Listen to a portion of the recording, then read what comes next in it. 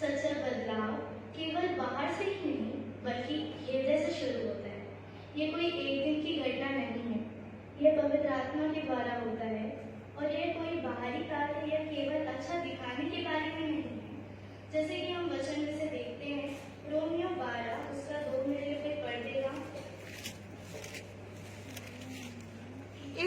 इस संसार के सदृश ना बनो, परंतु तुम्हारे मन के नए हो जाने से तुम्हारा चाल चलन भी बदलता जाए, जिससे तुम परमेश्वर की भली और भावती और सिद्ध इच्छा अनुभव से मालूम करते रहो।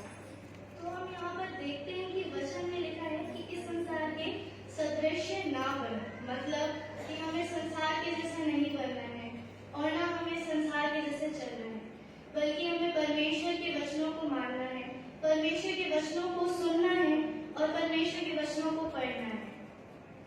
और हमें गौर पर निकालेंगे यिर्मयाह 17 उसका 10। मैं यहोवा मन की खोजता और हृदय को जांचता हूँ, ताकि प्रत्येक जन को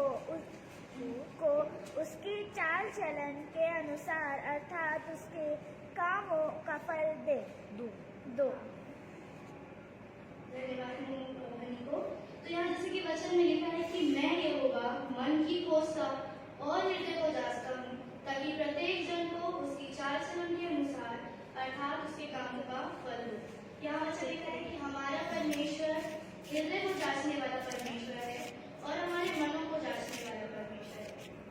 यदि हम एक गुड वर्शिपर लीडर हैं और यदि हम एक अच्छा बाइबल पढ़ते हैं और हम अगर अच्छा वचन पढ़ते हैं, हम अगर वचनों को सुनते तो हैं पर अगर हम अपने हृदय में नहीं रखते, अगर हम वचन अच्छा पढ़ते तो हैं पर अगर हम अपने हृदय में नहीं लेते, तो हमारा जीवन परमेश्वर के सामने व्यर्थ है। मनुष्य बाहरी रूप देखता है, लेकिन हमारा परमेश्वर हमारे हृदय को देखता है। परमेश्वर को दिखावा नहीं बल्कि सच्चा और संपूर्ण समर्पण चाहिए। अब मेरा जो पहला पॉइंट है वो है सच्चा बदलाव क्या है। What is true change? शुरुआत और निरंतरता, स्टार्टिंग वर्सेस कंसिस्टेंसी। बदलाव शुरुआत करने में तो आसान है, लेकिन उसे बनाए रखना ही असली परीक्षा है।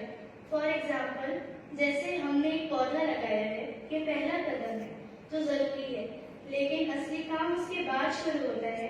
निरंतर पौधे को हमें पानी देना है ताकि वो ग्रो करे, उस पर फल लगे। वैसा ही हमारा भी जीवन है, हमें भी परमेश्वर के वचनों को रोज पढ़ना है और उसके वचनों को सुनना है। तब हमारे जीवन में परमेश्वर हमें रिन्यू करता है, हमारे जीवन को, और एक नया राह दिखाता है। जैसे पेड़ भूमि से उखड़ जाती है तो वो मुरझा जाता है, जैसे बिना पानी के मछली मर जाती है, वैसे ही हमारा भी जीवन है जो परमेश्वर के वचनों के बिना एक अधूरा और मुर्दा के समान है। और उसी में मेरा दूसरा पॉइंट है, वो है गुनगुना मसीह जीवन, लुकवार्म फेथ। जैसे कि पास्टर अंकल ने बताया गुनगुना मसीह जीवन के बारे में कि आधा समर्पण और आधा संसारिक जीवन जो आत्मिक मृत्यु के समान है। कोई मेरे लिए निकाल लेगा प्रकाशित वाक्य 3, 15 और 16। मैं तेरे कामों को जानता हूँ कि तू ना तो ठंडा है और ना गर्म। भला होता कि तू ठंडा या गर्म होता, इसलिए कि तू गुनगुना है और ना ठंडा है और ना गर्म, मैं तुझे अपने मुंह में से उगलने पर हूँ। हाँ, तो हम यहाँ पर देखते हैं कि क्या लिखा है कि मैं तेरे कामों को जानता हूँ कि तू ना तो ठंडा और ना गर्म, और भला होता कि तू ठंडा या गर्म होता, इसलिए कि तू गुनगुना है और ना ठंडा है और ना गर्म, मैं तुझे अपने मुंह से उगलने पर हूँ।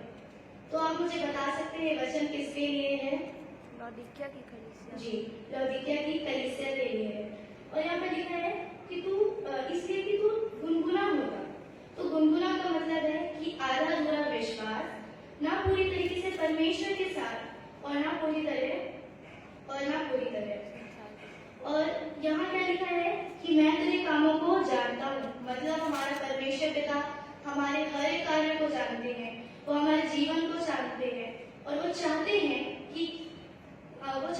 कि हम या तो पूरी तरीके से उनके लिए समर्पित हों, लेकिन उन्हें गुनगुना जीवन नहीं पसंद। परमेश्वर आधा अधूरा विश्वास नहीं, पूरा समर्पण ही परमेश्वर को भाता है। परमेश्वर को आधा दिल नहीं चाहिए, वह पूरा जीवन चाहता है। आमीन। आमीन। तो इसी में मेरा एक और टॉपिक है, मतलब पॉइंट है, वो है छोटी बातों में विश्वास योग। लूका 16 उसके 10 में लिखा है, जो थोड़े में से सच्चा है वह बहुत में भी सच्चा है। परमेश्वर हमारे बड़े बलिदानों से नहीं, बल्कि परमेश्वर हमारी छोटी छोटी वफादारी को देखता है। अगर हम छोटे छोटे कामों में आज्ञाकारी रहे, जैसे सच बोलना और हर समय परमेश्वर से प्रार्थना करना, हमें दूसरों से प्रेम करना है, तब वह हमें बड़े कामों के लिए तैयार करेगा। जैसे कि मेरे लिए भी पढ़ देगा पहला शामुएल 15 उसका 22।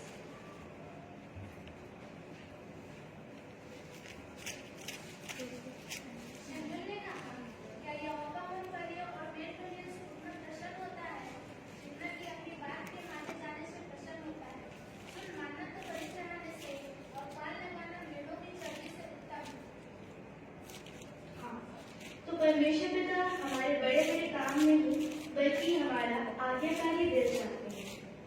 वो यही हमारी असली भक्ति है। और कोई पढ़ देगा मत्ती 25 उसका 21। उसके स्वामी ने उससे कहा, धन्य है अच्छे और विश्वास योग्य दास, तू थोड़े में विश्वास योग्य रहा, मैं तुझे बहुत वस्तुओं का अधिकारी बनाऊंगा, अपने स्वामी के आनंद में सहभागी हो। तो यहाँ परमेश्वर हम लोगों को आशीष देता है, जो छोटी जिम्मेदारियों को भी ईमानदारी से करते हैं। आज हमें भी अपने जीवन में हर एक छोटी छोटी बातों के लिए ईमानदार और आज्ञाकारी रहना है। और हम एक और देखेंगे, वो है दिखावे से दूरी, अवॉइडिंग फेकनेस। मत्ती 6 उसका 1 में जैसे कि लिखा है, सावधान रहो तुम मनुष्य। हाँ, तो यहाँ पर लिखा है कि तुम मनुष्य को दिखाने के लिए अपने धर्म के काम ना करो, नहीं तो अपने स्वर्गीय पिता से कुछ प्रतिफल ना पाओगे। इसका मतलब मैंने जो आपको बताया पहले कि अगर हम अच्छा वर्शिप कर रहे हैं, परमेश्वर के वचन को पढ़ तो रहे हैं, पर अगर हम अपने हृदय में उसको लागू नहीं करते, हम वचनों को सुनते तो हैं, पर अगर हम अपने हृदय में उसको ग्रहण नहीं करते, मतलब अधिकारी से बसने नहीं देते, तो हमारा जीवन परमेश्वर के सामने व्यर्थ है। सोशल मीडिया स्पिरिचुअलिटी, क्या हमारा जीवन केवल प्रार्थना केवल पोस्ट, स्टोरी या स्टेटस करने के लिए है, या वास्तव में परमेश्वर से जुड़े रहने के लिए? हम अगर यहाँ पर देखते हैं फरीसियों का, अगर हम उदाहरण देखें, मत्ती 23 उसका 5 से लेकर कोई मेरे 7 तक पढ़ देगा। वे अपने सब काम लोगों को दिखाने के लिए करते हैं। वे अपने ताबीजों को चौड़ा करते हैं और अपने वस्त्रों की कोड़े बढ़ाते हैं। भोज में मुख्य स्थान और सभा में मुख्य आसन, बाजारों में नमस्कार और मनुष्य में रब्बी कहलाना उन्हें भाता है। तो यहाँ पर यह सब लोग लोगों को दिखाने के लिए परमेश्वर की आराधना करते हैं, पर हमें परमेश्वर की आराधना लोगों को दिखाने के लिए नहीं, बल्कि हमें परमेश्वर की आत्मा और सच्चाई से आराधना करना है। और जैसे कि हम देख लेंगे कि मेरा जो दूसरा पॉइंट है वो है कि हमें भ्रमित करने में शैतान का क्या कार्य है। संदेह वह हमारे मन में डालता है कि क्या मैं कभी बदल पाऊंगी या बदल पाऊंगा। ऐसा होता है कि हम हर दिन परमेश्वर के वचनों को पढ़ते हैं और उससे जब हम प्रार्थनाएं करते हैं तो अगर हमसे कुछ गलती हो जाती है, वो गलती कुछ भी हो सकती है कि अगर हमने किसी को धोखा दे दिया और अगर हमने किसी को कुछ बोल दिया, अगर हमने किसी को झूठ कह दिया, तो जब हम परमेश्वर के वचन को जब पढ़ने जाते हैं तो वो हमारे मन में जरूर बात डालता है कि क्या तू सच में इस योग्य है कि तू क्या वचन को पढ़ेगा? तूने तो उसके साथ ये किया था, तो तू क्या सच में तू पढ़ के तू परमेश्वर को आराधना करेगा? क्या तेरी प्रार्थना परमेश्वर सुनेगी? ये हमारे मन में वो सब चीजें डालता है। वो हमें हमेशा नेगेटिव थॉट्स देता है, पर हमें ये जानने की आवश्यकता है कि ये थॉट्स शैतान की तरफ से आ रहे हैं। हमें तब परमेश्वर की प्रार्थना करनी है और उसके वचन को पढ़ना है। और अब मेरा है वो है प्रलोभन, टेम्पटेशंस। कोई मेरे लिए पढ़ लेगा पहला कुरिन्थियों 10:13।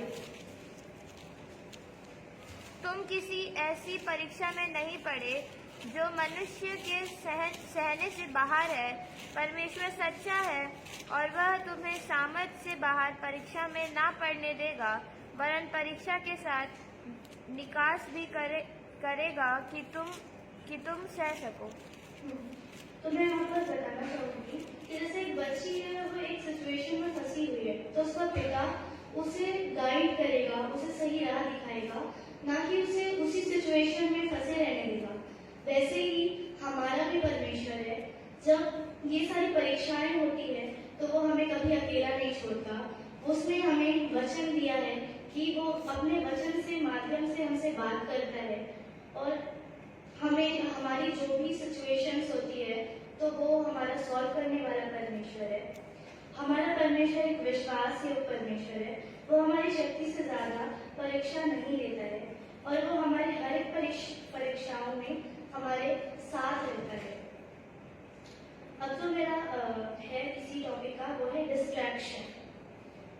कई बार ऐसा होता है कि जब हमारे पास हमारा समय होता है वचन पढ़ने का, प्रार्थना करने का, तब हम कई बार फोन चलाते हैं और हम काम करते हैं और पढ़ाई करते हैं। वो कुछ भी हो सकती है, सोशल मीडिया, स्टडी, वर्क, और वो कुछ भी डिस्ट्रैक्शन हो सकता है। पर हम जितना देर पढ़ाई कर रहे हैं, अगर हम 3 घंटा पढ़ाई कर रहे हैं तो उतना ही टाइम हमें परमेश्वर के वचन को भी देना है। अगर हम काम 4 घंटे कर रहे हैं तो हमें भी परमेश्वर के काम को वैसे ही परमेश्वर को भी समय देना है। अब आता है वो है कंपैरिजन। कई बार होता है कि हम अपने आप को दूसरे से कंपेयर करते हैं। जैसे कि यहाँ पर वचन में पढ़ लेंगे गलातियों 6:3 से लेकर 4 तक। क्योंकि यदि कोई कुछ न होने पर भी अपने आप को कुछ समझता है तो अपने आप को धोखा देता है। पर हर एक अपने काम को जांच ले और तब उस दूसरे के विषय में नहीं परंतु अपने ही विषय में उसको घमंड करने का अवसर होगा। तो यहाँ पर हम देखते हैं कि वचन हमें कार्य और जिम्मेदारी पर ध्यान देने को कहती है। परमेश्वर चाहता है कि हम आपस में मेल मिलाप में रहे, ना कि अपने आप को दूसरों से कंपेयर करें। क्योंकि अपने आप को जब हम दूसरों से तुलना करते हैं तो हमारे पास तब हमको ईर्ष्या आती है, ईर्ष्या जन्म लेता है और हमारे अंदर अहंकार और घमंड उत्पन्न होती है।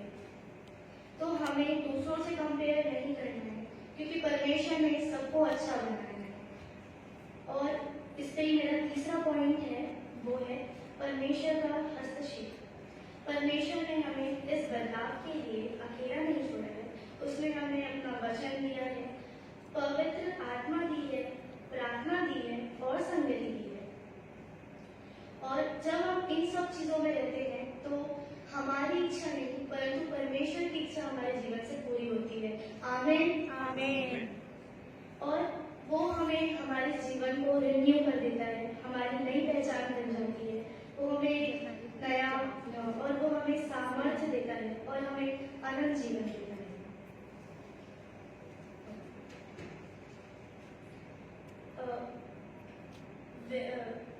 Practical application. अगर हम देखें तो उत्तरदायित्व अकाउंटेबिलिटी। अगर हम अपने फ्रेंड सर्कल में हैं और कई बार होता है कि हम अपने पेरेंट्स से शेयर नहीं कर पाते वो चीज़ें, तो हम अपने दोस्तों को कहते हैं वो चीज़ें। और जब अगर हम अपने दोस्तों को कहते हैं तो वो कई बार हमारा मजाक उड़ा सकते हैं, कई बार वो हमारी बातों को दूसरे को कह सकते हैं, बोल सकते हैं, हमारी बातें दूसरों को फैला सकते हैं। तो हमें उनको नहीं कहना है, हमें अपने परमेश्वर पिता से कहना है। क्योंकि जब हम अपनी बातें परमेश्वर के सामने रखते हैं, वो चाहे जितना भी सिचुएशन हो, वो सिचुएशन से हमें एक नई राह दिखाता है। लोग हमें गलत रास्ते दिखा सकते हैं और वो परमेश्वर है जो हमें सही राह दिखाएगा और हमें उस परिस्थिति से बाहर निकलने की भी सहायता करेगा। तो अगर हम सच्चा बदलाव चाहते हैं तो हमें परमेश्वर के वचन को डेली पढ़ना है और उसके वचनों पर चलना है और छोटी सी और अपने जीवन में गलत आदतों को भी निकालना है। शैतान हमें परखने आता है, लेकिन हमें परमेश्वर ने सामर्थ्य दी है विश्वास योग्यता और हृदय का परमेश्वर के साथ बने रहना है। और जैसे हम इब्रानियों 11 उसका 1 देखते हैं कि लिखा हुआ है, पढ़ने का मुझे। अब विश्वास आशा की हुई वस्तु और अन्य की वस्तुओं का प्रमाण। तो दृष्टि से नहीं बल्कि विश्वास से चलना है। आज हमें ये सोचने की आवश्यकता है कि क्या सच में हम बदल रहे हैं कि केवल हम आज दिखावा कर रहे हैं। मैं पिता परमेश्वर को धन्यवाद देती हूँ कि उन्होंने मुझे मौका दिया कि मैं इस छोटे से वचन को आप सभी के बीच बांट नहीं पाई, और मैं पास्टर दादा को भी धन्यवाद देती हूँ कि उन्होंने मुझे मौका